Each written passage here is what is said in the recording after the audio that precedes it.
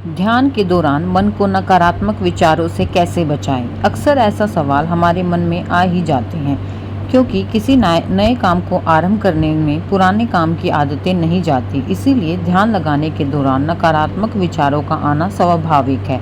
कैसे पाया जाए नकारात्मक सोच से छुटकारा? तो इसका सीधा और साधारण उत्तर है समर्पण। समर्पण कैसे करें और किस चीज़ का करें? जी हाँ, आपको समर्पण करना है अपने सोचने की शक्ति का। महात्मा बुद्ध के जीवन में एक घटना को आपके सामने रखने जा रहे हैं, जिससे आपको ध्यान के दौरान नकारात्मक सोच से छुटकारा पाने के रास्ते का ज्ञान हो जाएगा। एक बार महात्मा बुद्ध अपने कुछ शिष्यों के साथ दोपहर के समय एक जंगल के रास्ते जा रहे थे।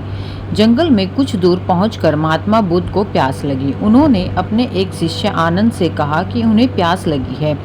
उस जगह से 1 मील पीछे एक नदी है, जो उन्होंने आते समय देखी थी। आनंद को उन्होंने वहां जाकर पानी लाने को कहा। 1 मील की दूरी तय करके जब आनंद नदी के पास पहुंचा तो देखा उस नदी का पानी गंदा था। शायद उस नदी को किसी बड़े दल ने सवारी सहित पार किया था। जब आनंद ने देखा कि पानी सा नहीं है और इसे ले जाना उचित नहीं है, तो वह वापस वहीं आ गया जहां गौतम बुद्ध उसका इंतजार कर रहे थे। आनंद ने गौतम बुद्ध के समक्ष सारी स्थिति रखी और कहा कि हम आगे चलकर किसी दूसरी नदी से अथवा किसी अन्य स्रोत से पानी पी लेंगे। पर महात्मा बुद्ध ने यह बात न मानी और कहा कि उन्हें उसी नदी का पानी पीना है, इसीलिए वह दोबारा जाए और उसी नदी का पानी लेकर आए। आनंद इस बात से बहुत हैरान हुआ कि महात्मा बुद्ध को उसी नदी का पानी क्यों पीना है, लेकिन महात्मा बुद्ध के आगे वह कोई प्रश्न नहीं उठा सकता था। आनंद फिर से उस नदी की तरफ चला गया। जब वह वहां पहुंचा तब उसने देखा कि नदी का पानी पहले से थोड़ा साफ हो गया था। धूल के साथ नीचे से उठे पत्ते, कीचड़ और कई और चीजें धीरे धीरे नीचे बैठ रही थी। बाकी की गंदगी पीछे से आने वाला पानी अपने साथ बहाकर ले जा रहा था। आनंद सब धीरे धीरे देख रहा था। वह वहां कुछ देर बैठा।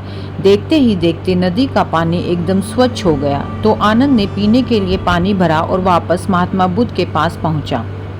पानी लेकर पहुंचने पर सब ने पानी पिया। तब महात्मा बुद्ध ने आनंद से पूछा, तुम तो कह रहे थे कि पानी पीने के लायक नहीं है, तो फिर यह इतना स्वच्छ पानी कैसे? भगवान, वह तो पहली बार में गंदा ही था, बाद में साफ हो गया, तो तुमने पानी सा कैसे मिला? क्या तुम पानी में से गंदगी को हटाने लगे, या फिर तुमने पानी में जाकर गंदगी से लड़ाई की? ऐसा क्या किया तुमने कि पानी साफ हो गया? भगवान, क्या मजाक कर रहे हैं? मैंने कुछ भी नहीं किया। जब मैं दोबारा गया तो पानी थोड़ा साफ हो चुका था। कुछ क्षण बैठकर प्रतीक्षा की, उसके बाद पानी एकदम स्वच्छ हो गया। यही तुम्हारी शिक्षा है आनंद, इसे ग्रहण करो। पानी की तरह तुम्हारा मन भी होता है, तो जो आज तुम उस नदी के साथ करके आए हो, वही अपने मन के साथ करो। अगर तुम मन में आए नकारात्मक विचारों के साथ छेड़छाड़ करोगे, तो वो सदा ही तुम्हारे मन में बने रहेंगे और तुम्हें गलत कामों की तरफ बढ़ाते रहेंगे। अगर नकारात्मक विचारों के प्रति अपने मन को शांत रखोगे, तो वे विचार अपने आप चले जाएंगे।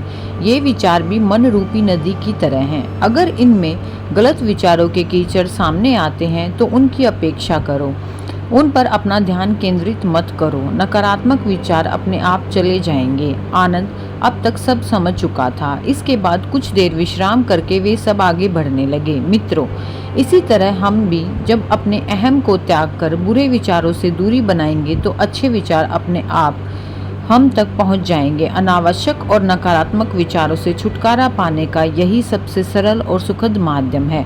आपको यह कहानी नकारात्मक सोच से छुटकारा कैसी लगी? आपने इस कहानी से क्या शिक्षा ली, और हमें और अन्य पाठकों को अवश्य बताएं। नकारात्मक विचारों के प्रति यदि आपके मन में कोई सवाल हो तो कमेंट बॉक्स में मैसेज करें। हम आपकी सहायता करने की पूरी कोशिश करेंगे। धन्यवाद।